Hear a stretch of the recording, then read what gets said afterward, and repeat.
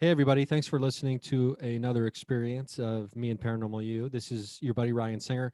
Today, I'm excited for this chat because this is a topic that I haven't been able to, I guess, cover in a while, but one that is endlessly fascinating to me. And I believe it's, super interesting, especially for all of us who, have any kind of religious upbringing. Like I was brought up in a very Catholic household, and so exorcisms are very um ingrained in, like, I guess, my psyche, as and not to mention all the movies that have portrayed certain exorcisms. And I've had a couple people on here to talk about exorcisms they've witnessed before, but today I got Ken Allen with me. Ken, thanks for joining. Thank you for having me. And we're going to talk about exorcisms that you've performed, correct? Sure, absolutely. Heck yeah, dude. So, I mean, it's interesting because when I was a kid, I had a grandmother who was, I don't know exact, she was very mystical Catholic, if that makes Mm, sense.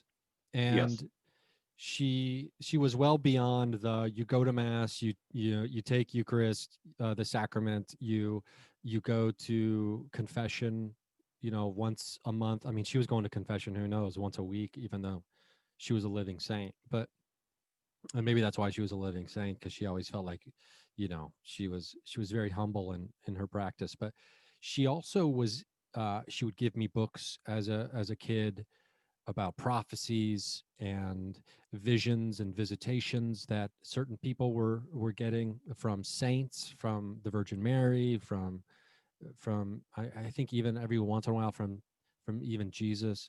And there's the talk, a lot of talk around her house about the children of Medjugorje, who had the Virgin Mary visiting them on a regular basis.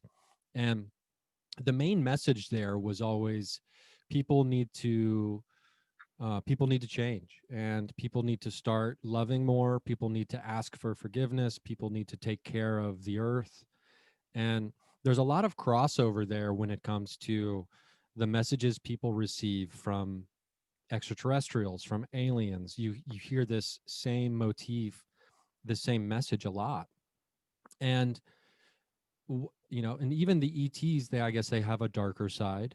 I guess we can call it that, when it comes to people who are abducted when they don't want to be. And religion obviously has, the dark side of the coin as well, when it comes to evil and possession and demons and etc. And so I think that's where the for me, that's where kind of like the exorcism, like, falls. It falls like the bridge between the light and the dark to me, in some way, almost in the same way a shaman will travel to, will go on journeys to come back to try to, bring information or even remove, harmful or dark entities from the subject they're working on. I feel like the Exorcist is kind of they've got a foot in both worlds, so to speak. Does that sound like it's accurate Ab- at all to you? Absolutely. Absolutely. And we have to know our enemy. We have to know our enemy. I study a lot of the ancient Solomonic grimoires, grimoire sorcery, grimoire magic. I study a lot of that. And that really gives me a strong foothold on what I'm dealing with based on those ancient sources, as well as biblical. And by the way, my grandmother was Sicilian and she practiced Catholic folk magic. Oh, that's interesting. Maybe we can, Yeah, if we've got time, we can chat about that later, because I don't know anything about that. But sure. it sounds really, really cool. The um I'm glad you mentioned, how do you say it's, Solomonic? Yeah, Um, Solomonic magic, grimoire, also known as grimoire magic, high ceremonial magic. I've studied the grimoires for years, and that basically, I believe that every demonologist, every exorcist should study the grimoires because it really breaks down demons by category and rank. And you want to know who and what you're dealing with. It has their rank, it has their names, everything. yeah, and rank is interesting. This was many years ago. I think it was when I first started the podcast. I guess I'm coming up on 7 full years now, but this was maybe year 1 or 2. I was in a green room of a comedy club where I was working in Atlanta, and a comedian didn't. Uh, she kind of detailed a little bit about a paranormal experience, and then let me know that it involved. There was one situation that involved a demon, and she's like, I won't even say this demon's name.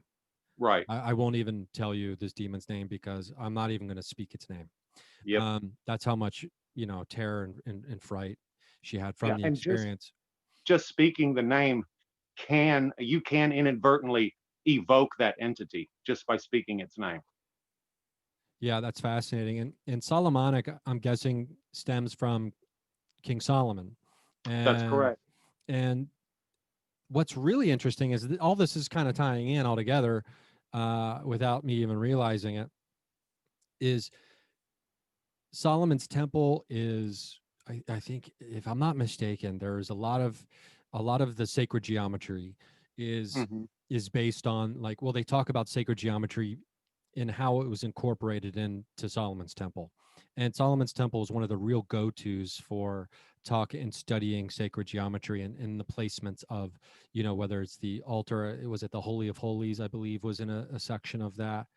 Right. And then, not to mention, the Seal of Solomon Yeah, is purported to be one of the best symbols to be using to ward off Jinn.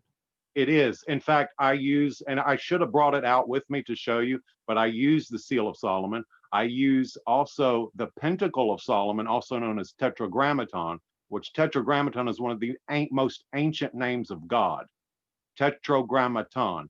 I also use the fifth pentacle of Mars. I should have brought that out too, but didn't think about it.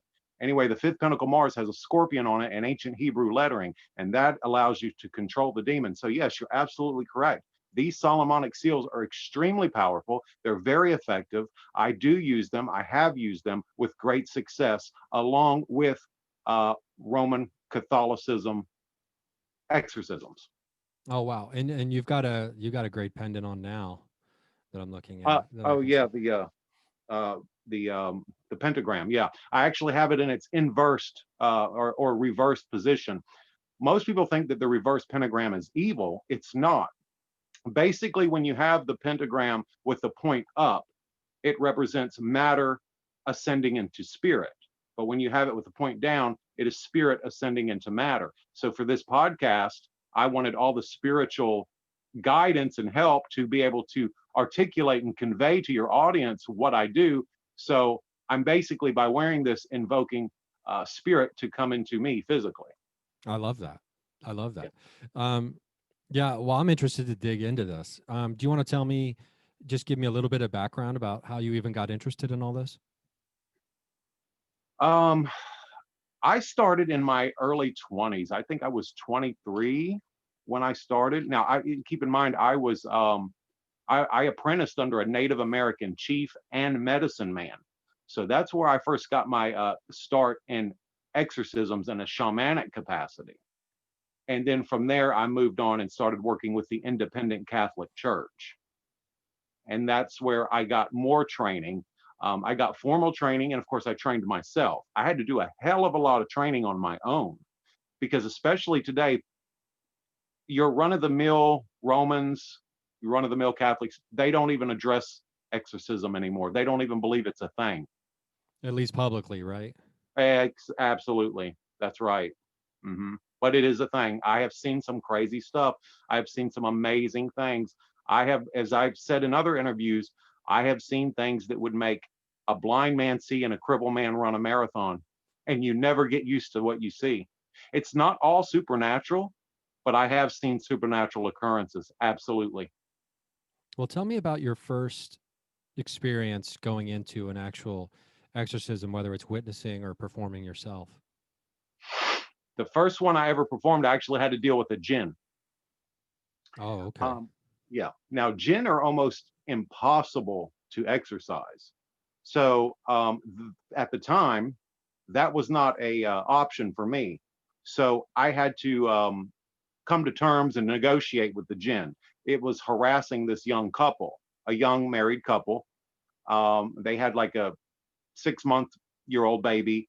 and the bassinet was rising from the floor. There was various other things that happened, but basically all the Djinn wanted was a blueberry bush planted in their backyard.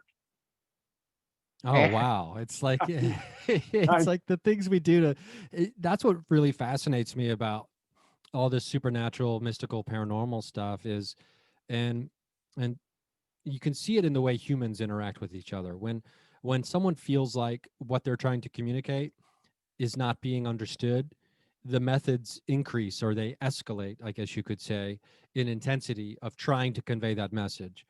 And yes, when it comes to some of these happenings, it seems to me it could a lot of it could boil down to basically, hey, I'm trying to tell you something.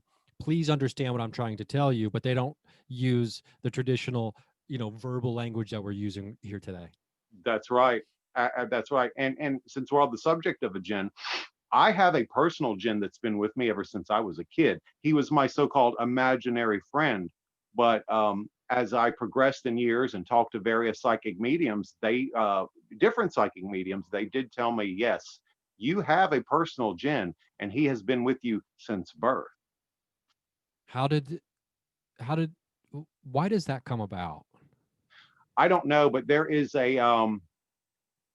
according to Islam and the Quran, everyone is born with a Jinn and with an angel. So I don't know. I Okay, don't know. so it's I didn't know that I didn't know that aspect of Yeah. the jinn in But there, now keep in mind the Jinn are not demons. They're not angels. They're not demons. they're, Totally different species. they're A more lot of just people clump are them together. how would you characterize them as like shape-shifting entities, tricksters?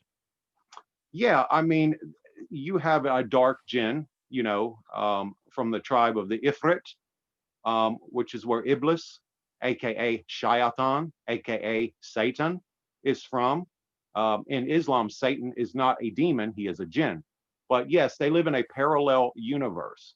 We cannot cross over into this universe, but they can come and go as they please. And they're not so much spirit, they're made of smokeless fire. And I have my theories on that. What is smokeless fire? I'm thinking maybe it's plasma. See, Oh, they were created before us. At least according to the Quran. I have to source that because it's the only source I really know. 2,500 and some odd years prior to mankind. So that's why a lot of them are I guess you could say, jealous of our existence. Here we are being made of clay and mud of the earth. They're being made out of something supremely superior, plasma, smokeless fire, and angels made of light. And Allah wants them to bow down to a clay man. I can understand their discontent. yeah, I almost get the sense of yeah, it does seem like the rank and file might be a little off there, right? Right. But not all Jinn are evil. My Jinn, he is dark, but he's not evil. He's always been with me. He's kept me out of a lot of bad situations. In fact, he has helped me with exorcisms. I have been able to call upon him to give me that extra shielding and reinforcement. And I have exorcised demons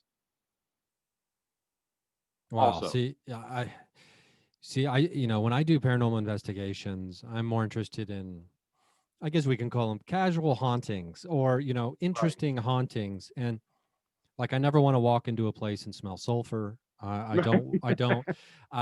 not interested in being a demon hunter or, like some paranormal investigators, I guess, I mean, that really fascinates them and they're not I guess timid or scared to go into those Well, situations, but it's like de- demonic demonic fascination can be very dangerous because it can turn into obsession, oppression, possession.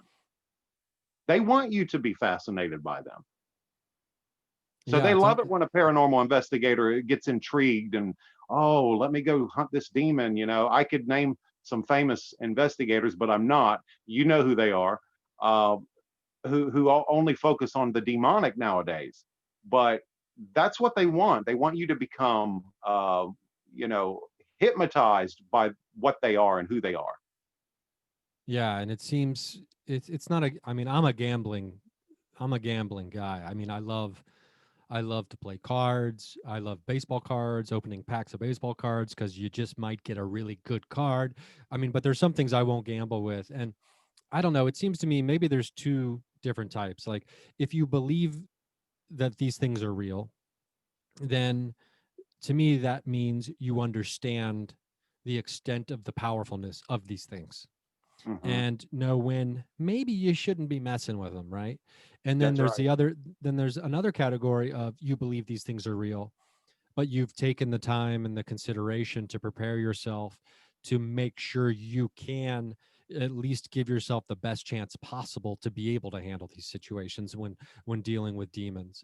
Right. And you know, I do know people who are like that, and I guess we could even say you would probably fall into that camp, considering, you know, the study and, you know, the, I guess, serious. I mean, we never want to take ourselves too seriously, but sometimes when it comes to exercising a demon, maybe it's good to err on the serious side. Oh yeah. Oh yeah. Absolutely. No doubt. You know, um, and the thing is, their existence doesn't depend on our belief system. yeah, that's the thing. That's the thing. Yeah, it doesn't matter if we believe it or not, and that's one of those interesting conundrums in life where, you know, it doesn't, you know, whether we're talking about the existence of supernatural entities or even realities that are unfolding around us.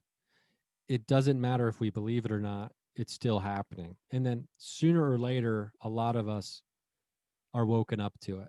And unfortunately, it's in a harsh way, Yes. oftentimes, where the reality of something, whether it's our existence or the existence of other things, it's almost like a car crash happens right in front of you. And you're like, oh, there's some damage here.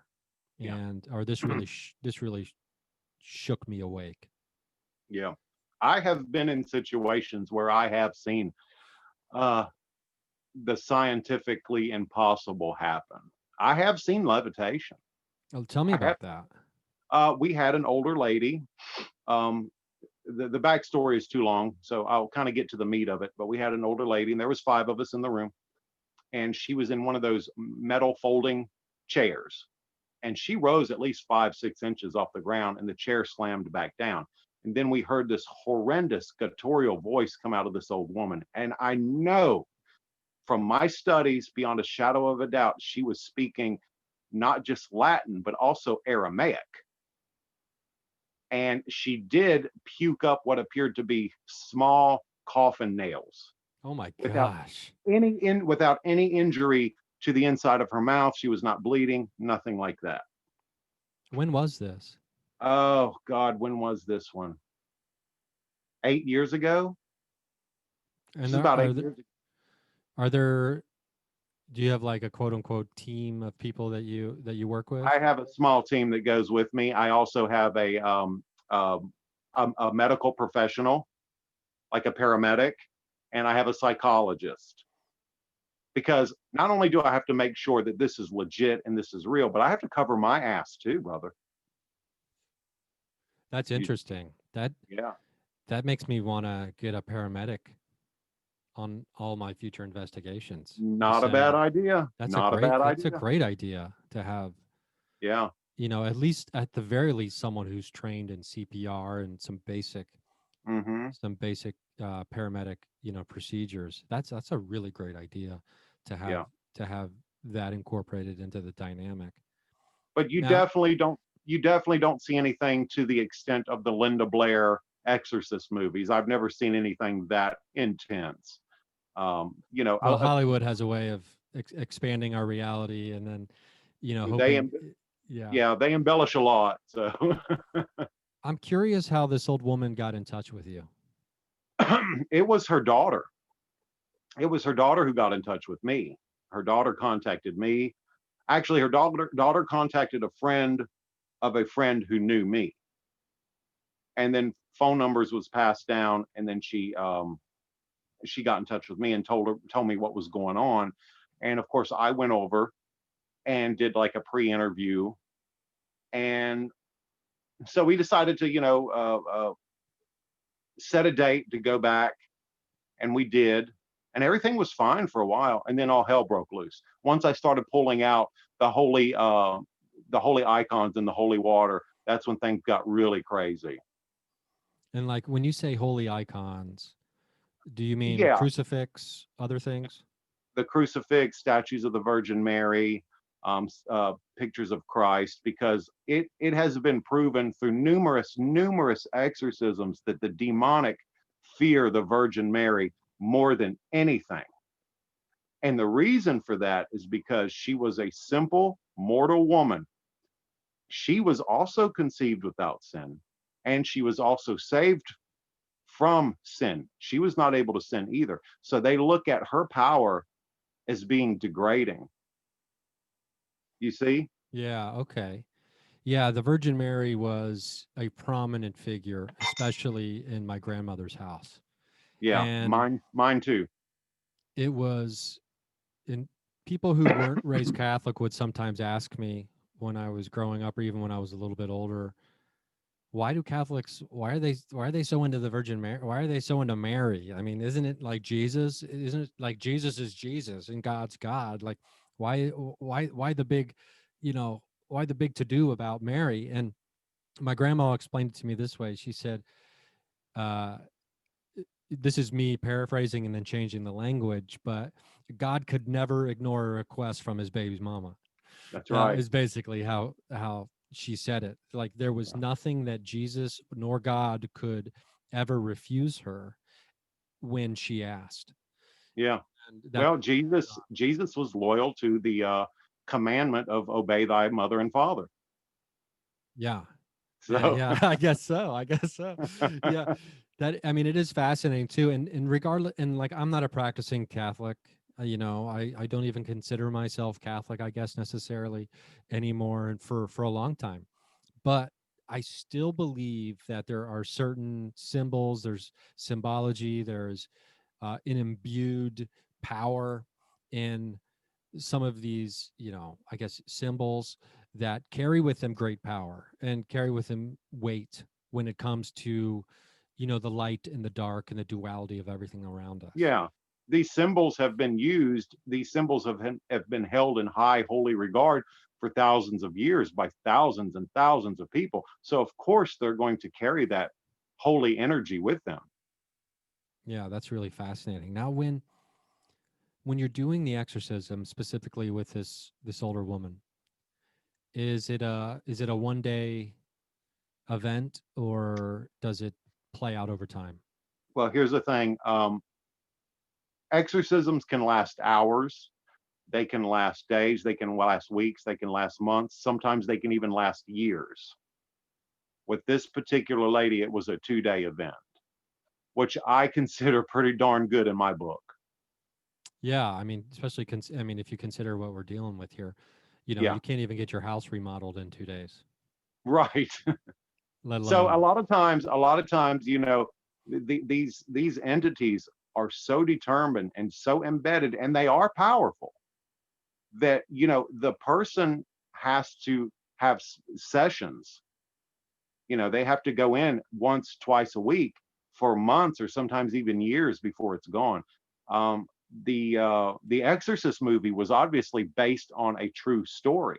That really did happen, and that boy went through hell. It was a young boy, not a girl.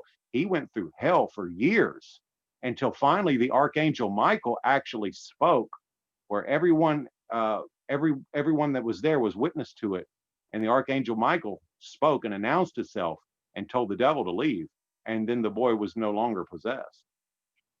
Yeah, I mean, Archangel Michael is he's one of the headliners, I think, Yeah, when it I I, comes to this. I call on him often, and the Virgin Mary. So I'm now the so this woman got your information from a friend of a friend because I was guessing it wasn't like 1-800 exorcism, no, uh, like there wasn't some toll free line you have like advertised on in the no, classifieds. no, no. So you have all this training that you go through, and obviously there's something in your childhood that sparked your interest, Yeah, right? yeah. And I, I'm curious what it was that, because there's lots of things throughout my entire life that I've found really, really interesting. mhm. And I didn't dedicate my life to them. Yeah. There was Well, something special about them, right? That made me a- do so. absolutely. Yeah. Um, I'd always been attracted to uh, the mysticism and the paranormal, and of course, my grandmother, actually my great grandmother, who practiced Italian folk magic. She really got me started, got the gears to moving in that direction. She started teaching me, Catholic folk magic, and I just expanded from there. But I've always been attracted to mysticism and magic and even sorcery. And sorcery isn't something that's evil or negative or bad. People hear the word sorcery and they freak out. Yeah, Like sorcery isn't a bad thing. because a sorcerer does sorcery, and a Right. sorcerer is like a wizard. Yeah. So so the mind starts wheeling. That is one of the funny things about getting into, because I was late to magic, as I'll call it, and I just happened to get it. It was inevitable that I would become interested and fascinated by it through my journey into the paranormal. But Hmm. I feel like everyone at least gets there at some point, if not really interested in it, they're aware of it, right? um, Yeah. yeah, these worlds are meshed together. But Yeah, they are. yeah, and it's And funny though, the more you learn, like it's like I kind of think of it as demystifying the mystical. okay, sure. Yeah. Because someone on the outside looking in is gonna, they hear the word sorcery, Yeah. magic, all these spells and things like that, and because they don't know how practical so much of the practice is, like, oh my Right. god, it's magic, and then someone's like, oh, I don't know if I could ever learn magic, and it's like, well, let me teach you magic. Here's what you have to start doing, and here's what you do, and there's meditation, and there's That's intent, right. and then there's all these practical items. They're like, oh, this isn't just me sitting in a room and then like lifting up my hands, and now the wind is inside the house and these things start appearing. It's like, well, no, it's just it's almost like practical, It, in it, it is in very many practical, respects. and it takes a lot of mental fortitude and mental discipline. And like you said, meditation is a big, big deal when you're first starting out, as a practitioner of sorcery. I have an apprentice that I'm teaching, and that's where he's at now. Yes, he follows me around, and he does little things here and there. But when it comes to the big stuff, you know, he observes. But yeah, he's at the level now where it's a lot of meditation. It's getting his mind in tune with the proper frequencies is what it is. Yeah, yeah, getting tapped in. That's right. Yeah. So has there been a time where, well, actually, first, how many exorcisms ballpark do you think you've I'm performed? I'm sorry. Say that again. How many exorcisms do you think you've performed at this point or conducted? Probably nine. Okay. Probably nine. And I'm grateful for that because, relatively speaking, that's a low number. Is there is is it all word of mouth? How these people are through a mutual acquaintance or something like that? It's How they word of mouth. I don't do any advertising. Although people say, I need to set up a page or a website or whatever, so I can help people because the mainstream churches are no longer helping people with this stuff. They're not. They're not. Yeah, it's almost like, It's like it's taboo for them to talk about it. yeah, and I mean, I think the mainstream churches they've they've kind of gone the way of everything else. They've been hijacked by, like, a couple of the big issues, right? And so, like, all of their focus goes into, like, let's say, abortion, uh Right. trying to stop abortion, or this or that, right? And Yeah, I could see how that it's all everything's kind of become fractured. Meanwhile, organized religion has kind of really tried to, you know, shore up their shore up their defenses. And I mean, we all know the troubles that the Catholic religion have been going through the last 20 Oh years. yeah, yeah, So and not every every investigation, because I do a pre-interview. I try to do a pre-interview. Not everything is demonic. Sometimes it's mental health issues, and it's that simple, and that's where my first responder and my psychologist also come in. Also, I like to know about this person's medical history, what kind of medication they're on, things of that nature. I've had to walk away. I'll still do deliverance prayers and stuff like that, but nothing heavy. Because let me explain this: if you do an exorcism where there's no demons, where there's no devil, the devil likes to take credit for things. So if you do an exorcism and there's no demon or devil there, he will come there. yeah, it's like the bastard at the office who makes you do all the work and then takes the credit for it from the boss. That's right. So you can actually summon and conjure him by doing an exorcism if he's not really there, because he wants that credit. I could see that. I'm wondering if you've ever been in those situations, and you probably get this question a lot, like, or like all of a sudden you're like, oh, it might be in over my head here. This Oh is yeah. this is Oh, I might have to back away from this. oh yeah. Yeah. Yeah. I many times, many times. I've definitely been in that situation. It's like, my God, what am I doing? What have I gotten myself into? But I can't just not do it. I have to follow it through. For the sake of those poor people, I have to do it. Yeah, I mean, I'm curious on the conversation that happens when you have to tell someone, okay, there isn't possession here. Um, this is something mental. This is a mental health issue that's going on with you. Typically, is Um, there relief on their part, or are they offended? How does that play out? well, usually they are relieved. Usually they are. At first, they think you're trying to insult them, but when you present them with the evidence or lack thereof, um,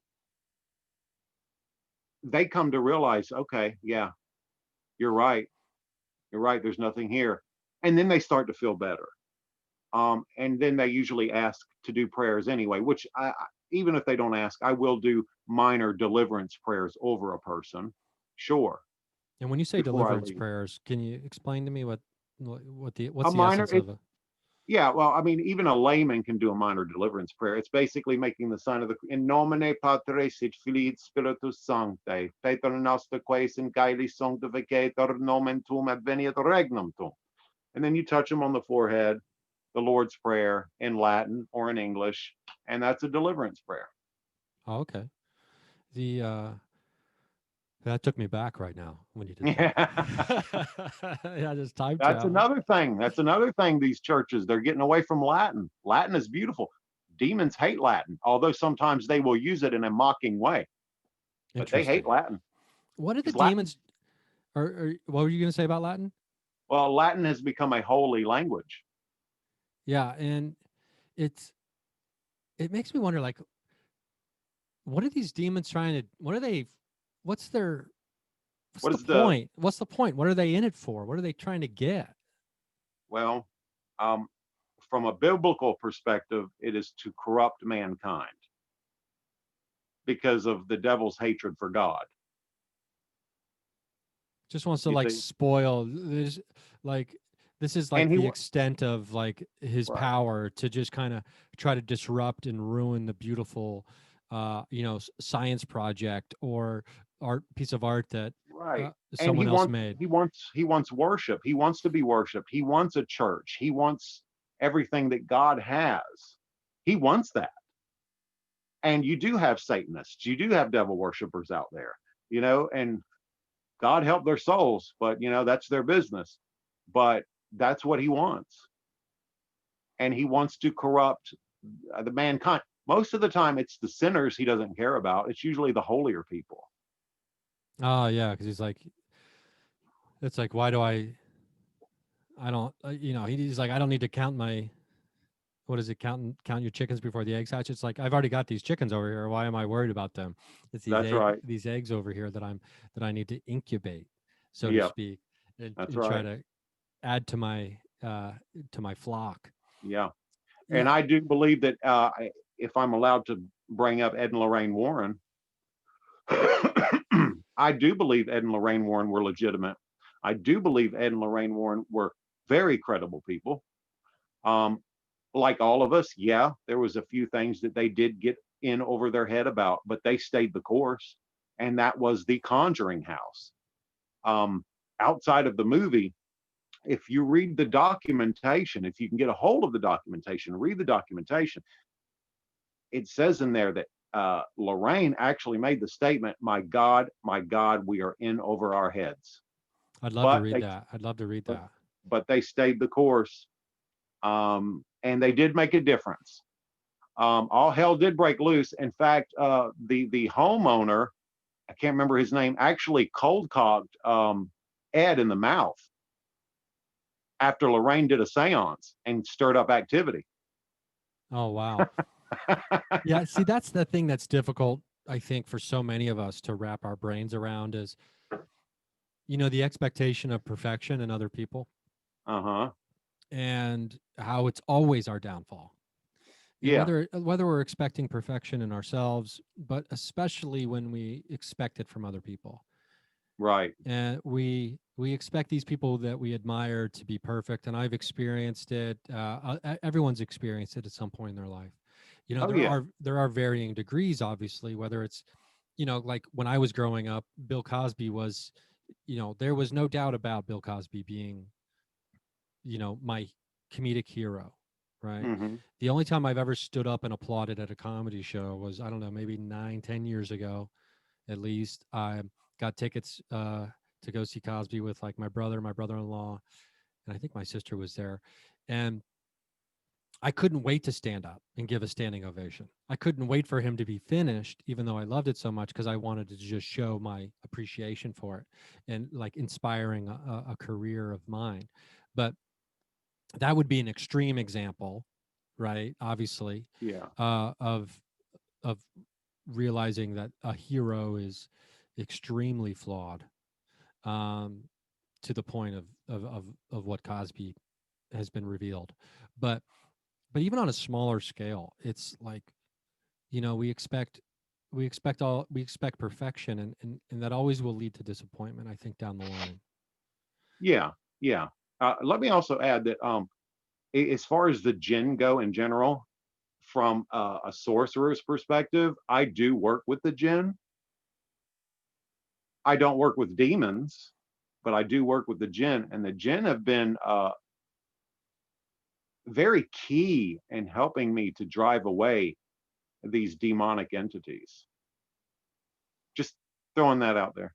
I'm interested to know what the, I don't want to say end game, but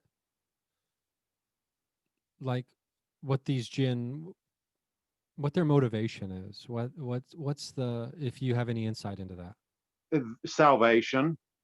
They want salvation. They want to return to the fold of the Creator of God. See, they still have the ability to receive salvation, whereas a demon does not. It's done. It's over for them. That But the sounds Jinn, tragic. I almost feel bad for demons now after you say it yeah, like that. yeah, I know, and I'll admit I do too.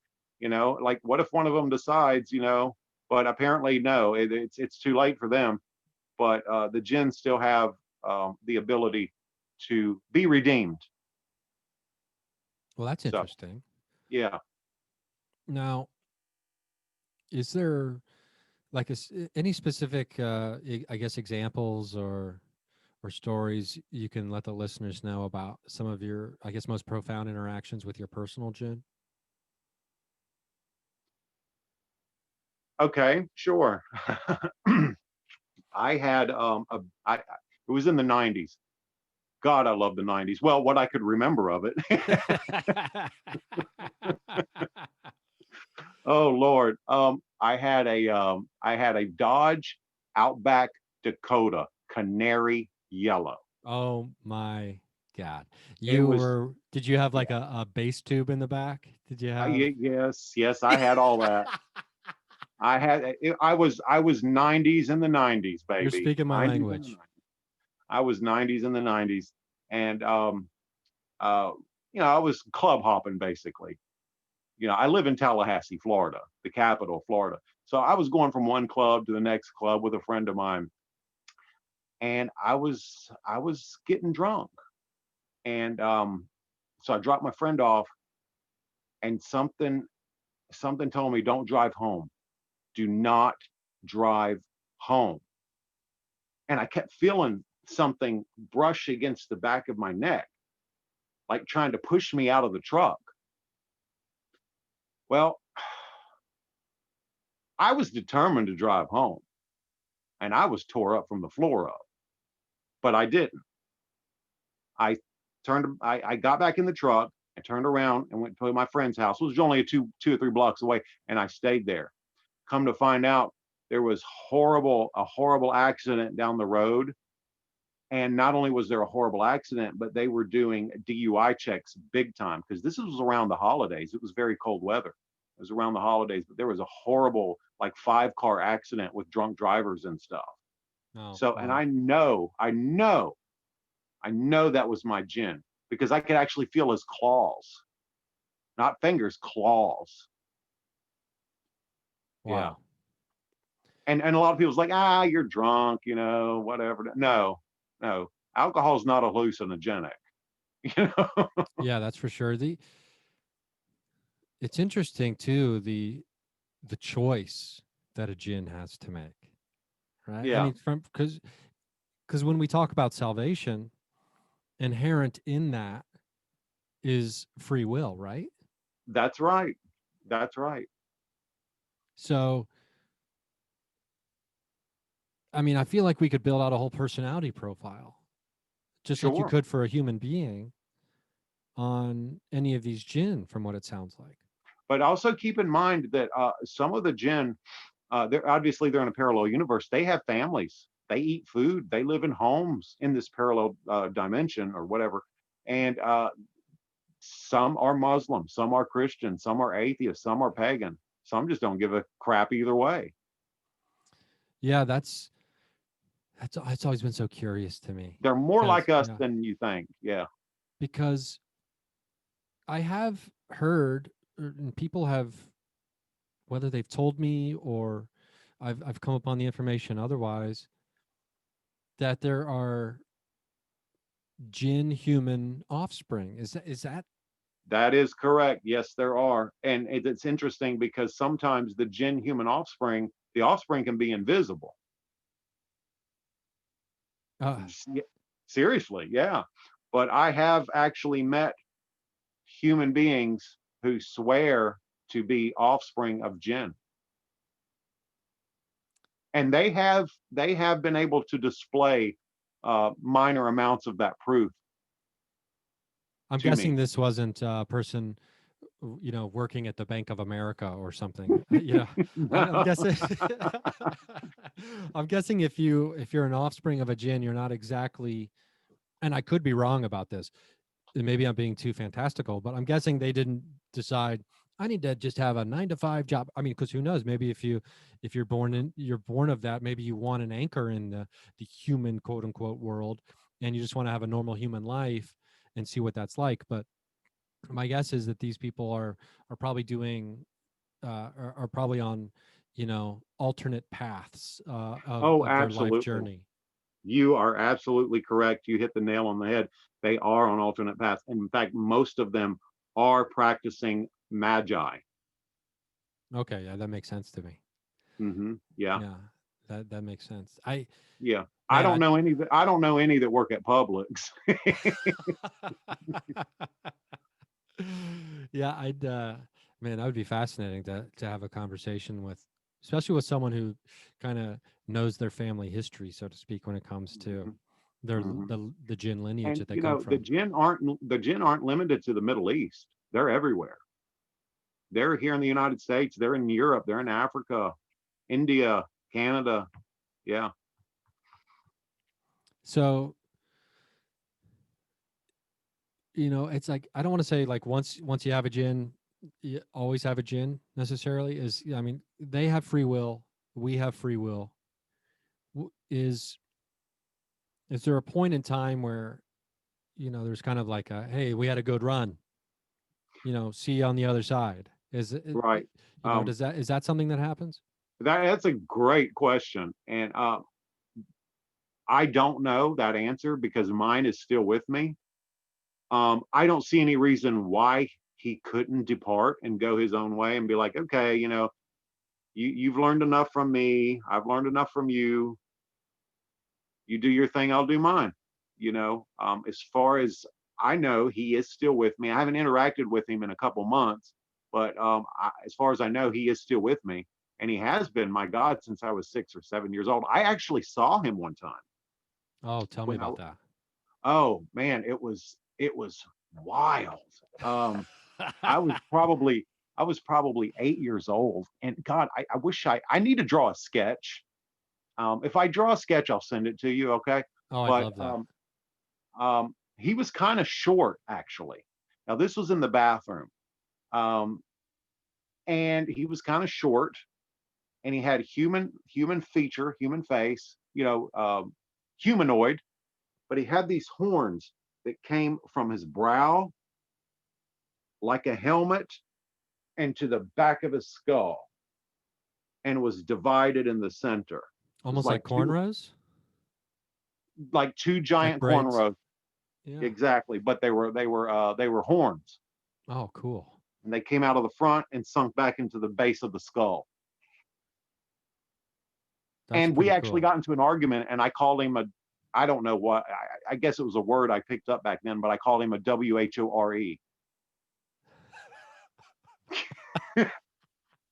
I like how you spelled it. I appreciate for all the children listening.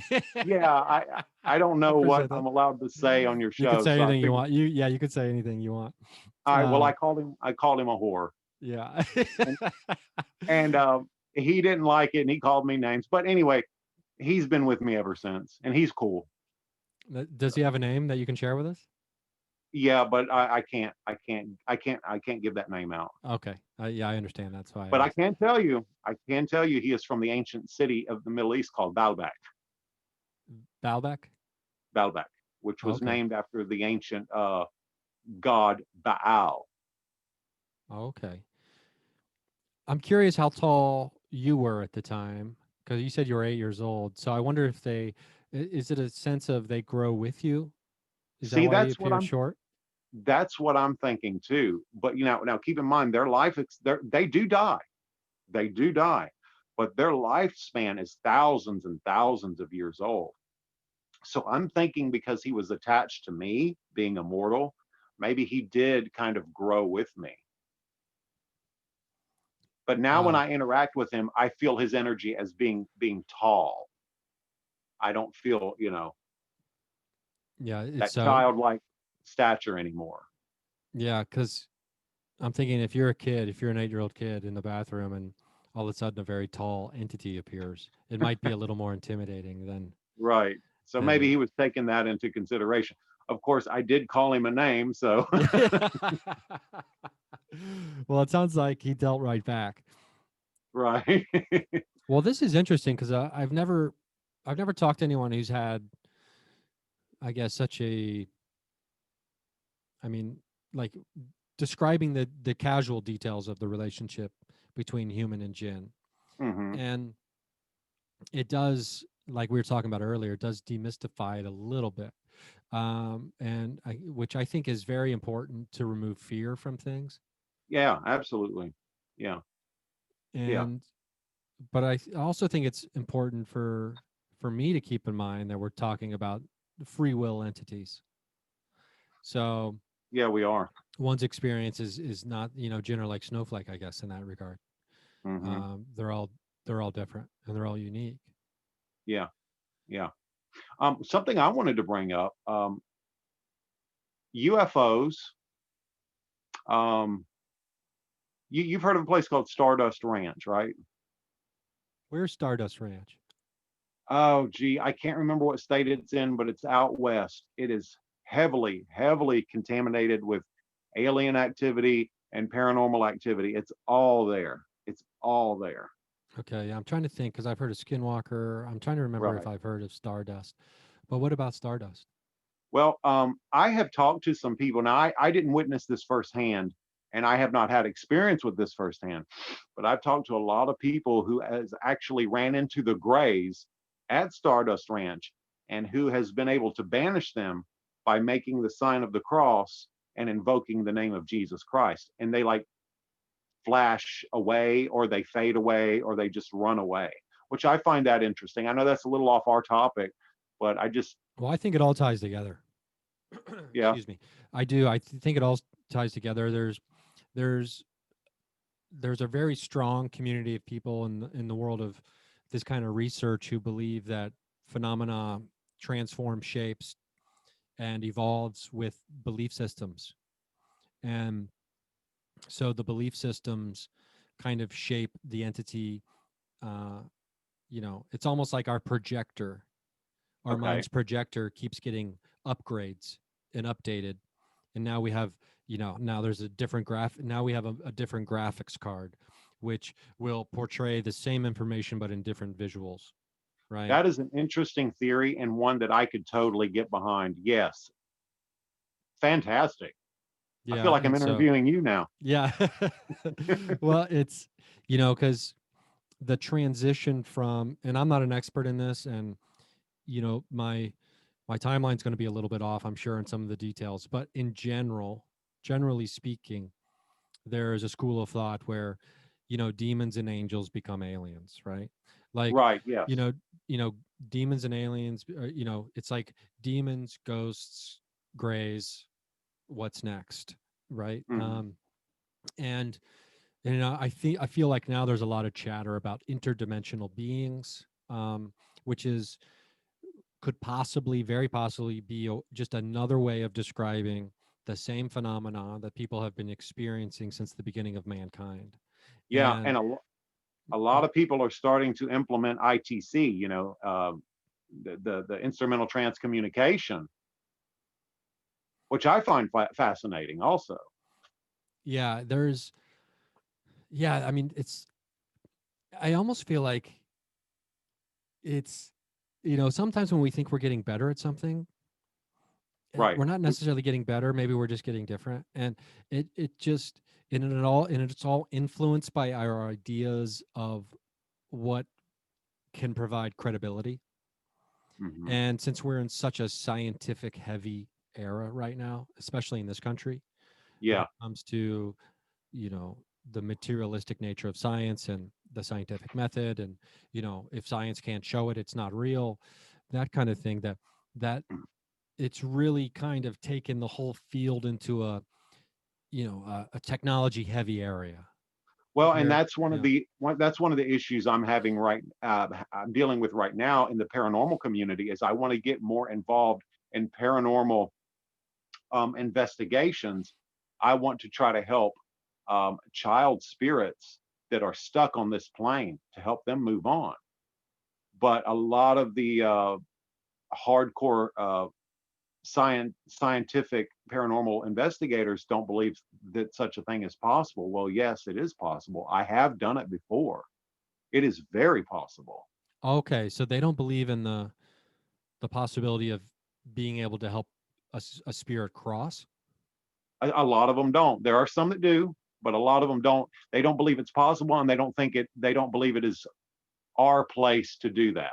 Yes. Yeah. But Okay. my thing Yeah. is, if you're already there, you're an paranormal investigator, you're already investigating that place, you're already imposing by just being there. Why not take that extra step and help the children? I didn't say nothing about the adults.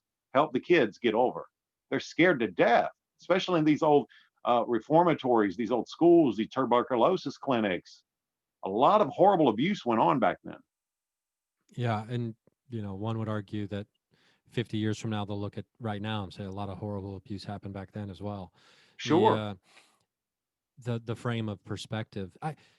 It, I'm, I don't know where I stand on like clearly defining like categories in like what should be done and what shouldn't be done. I do know that I think it's an individual experience and a choice for everyone, and I try my best not to be definitive on certain things. I know I don't like to go into an investigation and provoke. I Right. I, I don't I don't want to be the person who goes in and provokes for evidence or reactions. Um, Now, because I believe that I shouldn't do that, do I then transpose that onto everyone else and be like, you shouldn't be provoking? And if you do provoke, you're lesser than. Or so I try my best not to do that. And Hmm. it's very difficult, right, for all of us.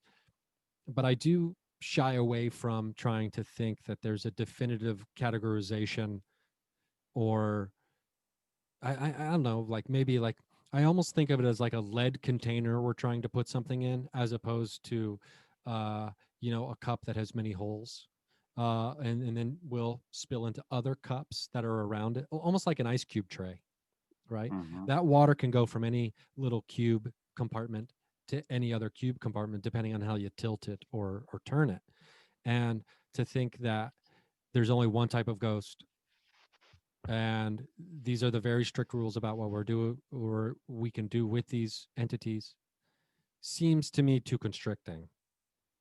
Right. Yeah. Well, and I've had second thoughts about this. Should I actually go to these places and try to help, or should I not? Are the other investigators, are they correct? Should I just leave things the way they are? But, if I'm in a place and a spirit seeks out my help, I feel I have the responsibility to try. Yeah, and I think that's that individual choice, and that, part of me wonders, like, these investigators, like, we can't have people coming in here and clearing out all our fun, you know Right, right. like we're Well, not going and to and, have and anything to connect to. If And it's like, well, no, billions and billions of people have died on this planet. that's um right. Yeah. and to think that there's going to be a shortage of spirit is, uh Well, and that's what some of the property owners are afraid of. I have found that a lot of the property owners that own these mega facilities are afraid that someone like me is going to go in there and get rid of all their spirits. Yeah, Seriously, like come in and just cleanse the place and like literally clear it out. you can't do it. A place that's that saturated, I don't care who you are. I don't care if you go in there with 1,000 sorcerers and 1,000 priests. It's soaked into the land, it's in everything. You're not getting rid of it. You can probably help four or five, but as outside of that, you're not cleansing that place. So I think that their fears are, I don't know. I think their fears are ridiculous. Unfounded. Is that Totally unfounded. Yeah. Yeah. The I didn't want to have to make you spell out another word just now for what you thought those fears were. I was this close. Yeah. Yeah, it's all very interesting too. Like the I'm curious about the cleanup, post exorcism cleanup for you. The self-care, the Okay. ensuring that you are in the clear, so to speak. Sure. Because Yeah. when I visualize an exorcism happening, I see like this dark entity, this demon, whatever it is, expelling from a body, right? Hmm. And then almost being like, now he's out, or it's out, and it's like, where am I going now? Yeah. Like Yeah. someone desperately looking for a new place. Right. Right. Well, there's a few things that I do prior and afterwards. One of the things I like to do prior to an exorcism is I like to go to church and receive the Eucharist, the Holy Eucharist, communion. I like to do that. And a lot of prayer the days leading up to it, obviously. Um, and then afterwards, oh, I also fast. I also fast. And then afterwards, of course, receiving the Eucharist again, a lot of prayers, fasting, and that usually, and of course, I will use frankincense. I will smudge myself with the frankincense. But yeah, all of those things really do help. I haven't had any of those issues.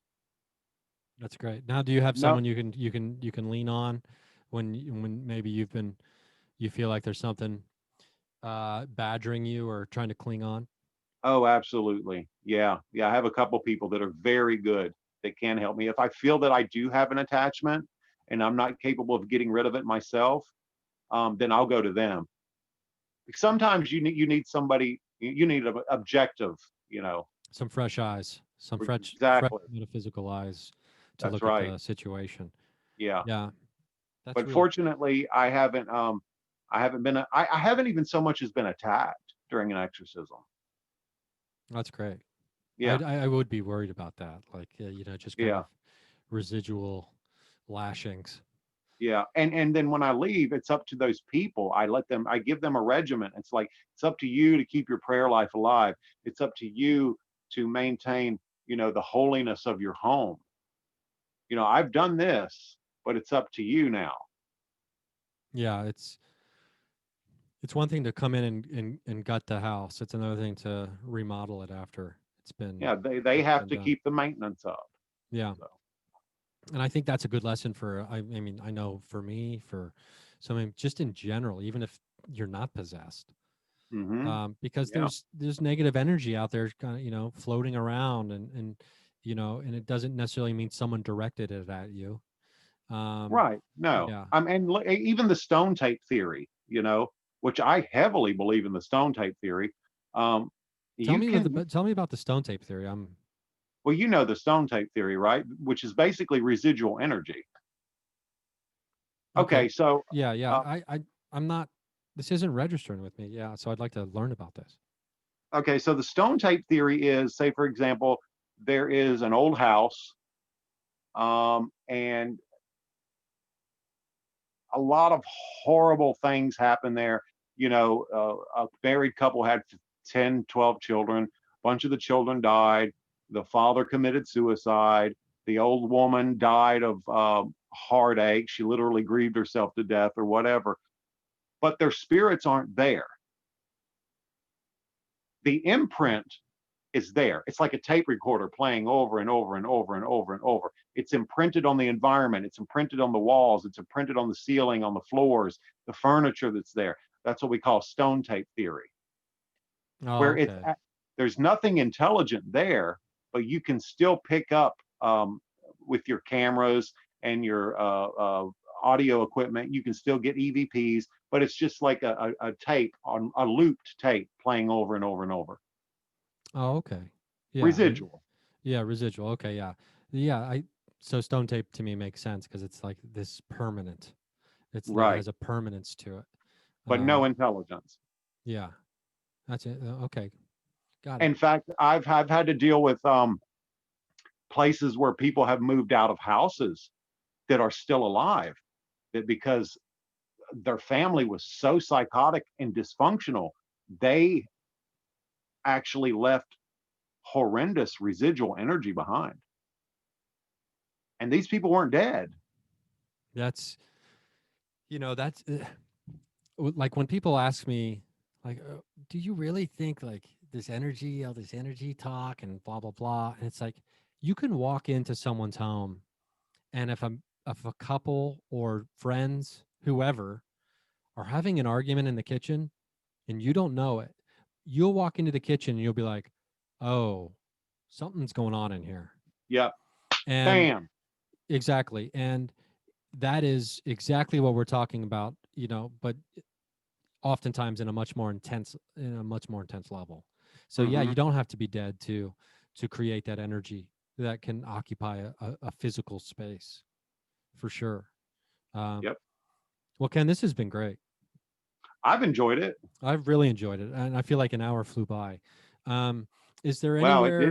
did. Yeah, is there anywhere you want people to reach out to you, or you just want to stick with the word of mouth thing, or how do we want to do this? Well, if people, okay, here's the thing. I'll admit I've been a little lazy. I need to get a Facebook page created. But if people want to contact me, I'm okay with them contacting me on Facebook under Ken Allen. And that's ALLEN. That's right. Cool. So, Ken, this has been a treat. Thanks for sharing all this with me. You're welcome. It was really insightful about some personal details about your interaction with your Djinn and you know I appreciate that. And if you do sketch him, Okay, I'd love to see that. And if you're okay with it, even share it on the Patreon page so people can kind absolutely. of see the drawing. Of That'd course, be wonderful. Um, absolutely. cool. Well, I appreciate it, man. This Yeah, has been thank great. you. Yeah, Absolutely. and I look forward to us continuing the conversation sometime in the near future. I think Um, that'd be great. Yeah, I do too. And to all the listeners, thank you for listening. I hope you enjoyed it. Don't forget that Crystallize app, the waiting list is open. Crystallize.app, app, the waiting list for the new app, the Crystal Identification app that my cousins and I have been building. We're getting real close to the release, so you can get on the waiting list now to get free stuff. I mean, just by signing up, you get minimum a month free of using the app, and also you can also just use the app for free after that. There's a free version and there'll be a premium version. So, anyway, thanks again for listening, and we hope to see you at a show sometime. But it doesn't look like that's happening anytime soon. So we'll just keep seeing you at the watering hole on the astral plane.